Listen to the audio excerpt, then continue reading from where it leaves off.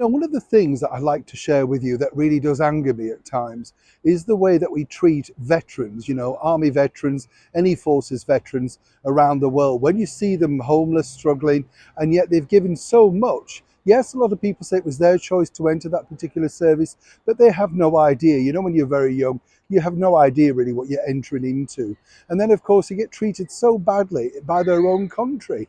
So it's refreshing to see and find a heartwarming story about true heroes from the Second World War. Because earlier this week, and the reason why I want to share this particular story is it's all about His Majesty the King and what he does that doesn't really get widely reported, which does kind of anger me at times, because these are the heartwarming stories that, while a lot of people moan and groan about the cost of the British monarchy, it's these sort of visits, these sort of connections that do so much for the community and really just bring a heartwarming feel to us. The great British public, the worldwide public who watch this show, this is what they do. This is how it makes it relatable. What I like about this is, as I say, earlier this week, His Majesty the King went along to the RAF Centre in Conisbee in Lincolnshire. Beautiful part of the world, by the way. I often consider that up there with York. Lincoln Cathedral, what a work of art that is. Lucky enough to work in York actually as well for a period, and they have a beautiful theatre, the Theatre Royal. Many famous names have appeared there. Back up and running to great splendour, thankfully. But back to His Majesty the King. He went along to see, as I say, some army veterans and veterans from the Battle of Britain. And it was really great fun, in fact, because as you can see from this particular video at the side here, he was having to talk to them. And obviously, they're of a certain age. It gets to us all, doesn't it? They couldn't quite hear him. And there was no sort of decorum because, you get to an age where you think, all right, I've known Charles a long time. I've seen him. I'm not going to be that deferential. I mean, they're polite, obviously, and very, very respectful. But you know what I mean? When people get a bit deaf, they start to shout, don't they?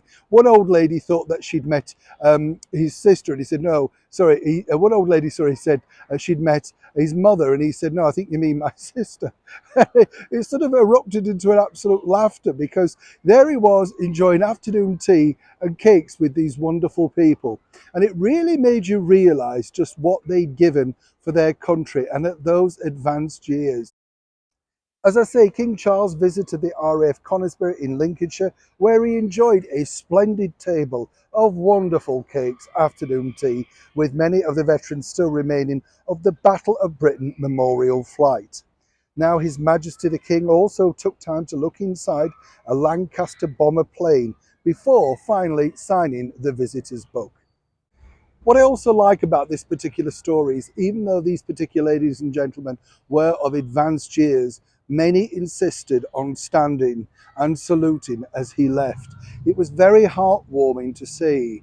And as I say, we live in this world now where there's simply no respect, no real sort of idea about what others have done for us before. And when you do see these wonderful army veterans, all those brave ladies and gentlemen from many years ago, those that still remain truly deserve our respect. I was told by a very good source on that particular journey with His Majesty the King that it really did have an impact on him. As he said, you reach a certain age and you realise exactly what these wonderful people have done for you. So next time, if you do see an army veteran struggling on the street or indeed anywhere, do try and break the time to have a few words with them. If you can afford them a cup of tea or coffee, do. We truly owe them so much. Even His Majesty the King, and His Majesty the King, I believe, would wholeheartedly, and His Majesty the King would wholeheartedly agree. Neil Sean, Parliament Square, London.